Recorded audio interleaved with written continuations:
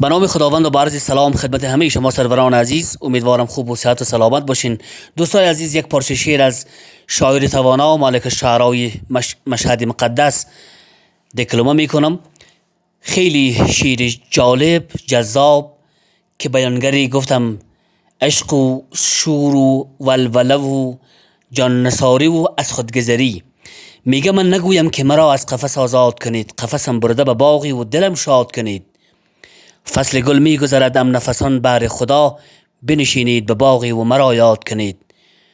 یاد از این مرغی گرفتار کنید ای مرغان، چون تماشای گل و لاله و شمشاد کنید.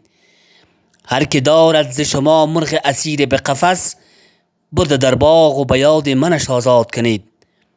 آشیان من بیچاره اگر سوخت چه باک، فکر ویران شدن خانه صیاد کنید. گر شد از جور شما خانه موری ویران، خانه خویش محال است که آباد کنید.